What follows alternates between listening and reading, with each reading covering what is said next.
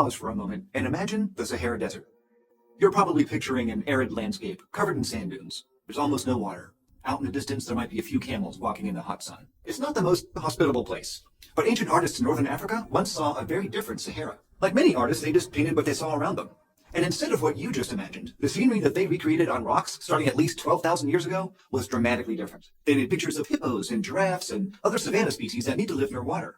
There are even images of livestock and grazing animals like cattle and sheep. While you might see these mammals in southern or central Africa today, you'd never find them in the modern Sahara. But this rock art is everywhere, from the Western Sahara to Saudi Arabia. And it's also incredibly accurate, which means the artists were really familiar with the animals that they were depicting.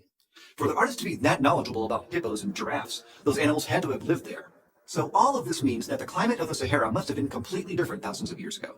And I'm not talking about just a few years of extra rain. I'm talking about a climate that was so wet for so long that animals and humans alike made themselves at home in the middle of the Sahara.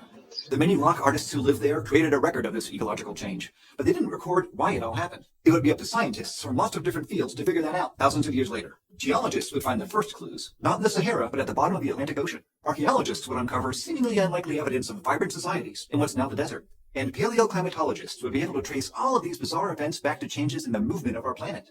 All of these lines of evidence would come together to tell the story of when the Sahara was green. In the mid-1800s, a German explorer crossing the Sahara encountered the paintings and engravings left behind by those early Holocene artists, and he puzzled over the mismatch between the scenes depicted in the rock art and the desert around it. Since then, modern geologists have been able to use many lines of evidence to confirm what the rock artists saw. Northern Africa was once much wetter, starting somewhere between 15,000 and 11,000 years ago and ending 5,000 years ago. Geologists call the span of time the African Humid Period, but it's also known as the Green Sahara. And one of the best pieces of evidence for a Green Sahara comes from nearby deep-sea sediment found off the coast of Mauritania. Geologists have sampled cores of underwater sand and mud to study what's known as Saharan dust flux, the amount of sediment that was blown off the African continent and into the ocean. When there was more dust coming off the Sahara, geologists know that it was drier, with very little vegetation, like it is today. And if there was less dust, that means it was wetter. These sediment cores show that there was much less dust, potentially only half as much, coming off northern Africa during this humid period than there is today. And ancient pollen from the area confirms this. The pollen trapped in those same sediment cores showed an increase in plants like grasses and sedges, and a decrease in desert plants like ephedra throughout the wet period. So scientists think that the area where the Sahara is today was covered with vegetation, and that it stretched all the way to the Arabian Peninsula. So, what could turn the biggest hot desert in the world green?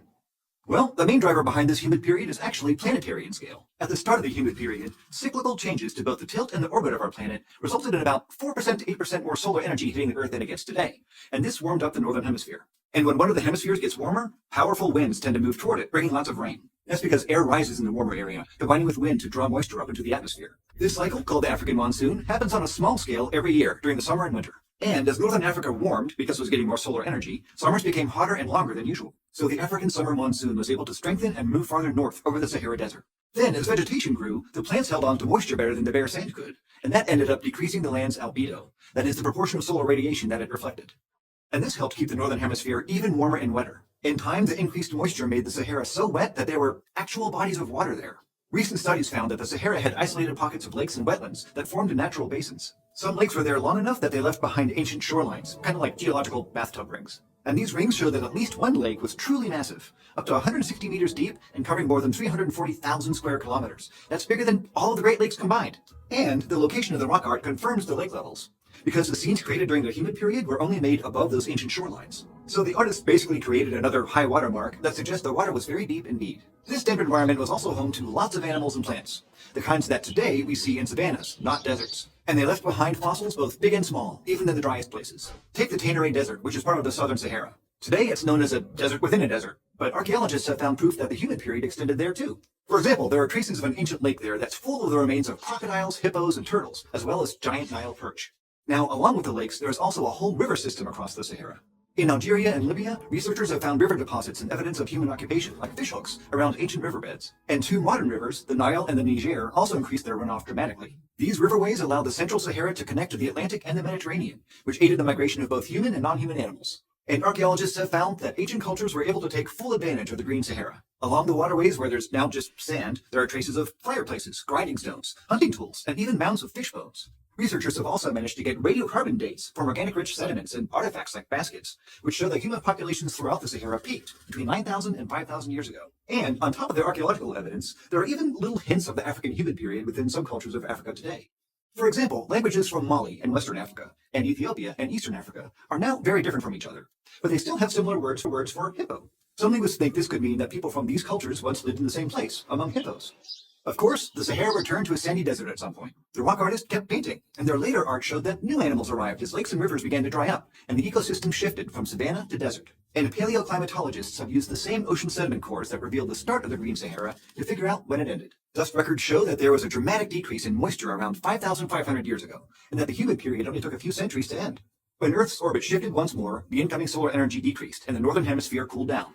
This pushed the monsoon south again, closer to where they are now. And sure enough, the archaeological record shows that people who lived in the Sahara abandoned their northern sites first, and then the other sites farther south. All in all, the African humid period ended quickly, at least in geological terms. And when it did, people clustered back around the Nile and other water sources, while the Sahara became more like the environment we know today. So, thanks to a collaboration between ancient rock artists and modern climate scientists, we've been able to figure out that the Sahara was green not all that long ago. But what does it tell us about future climate change? Could it happen again? Well, what we call the African humid period was actually just the most recent of 230 green periods in the Sahara that have occurred in the past 8 million years. And since solar radiation is always changing due to natural orbital cycles, it'll almost certainly happen again.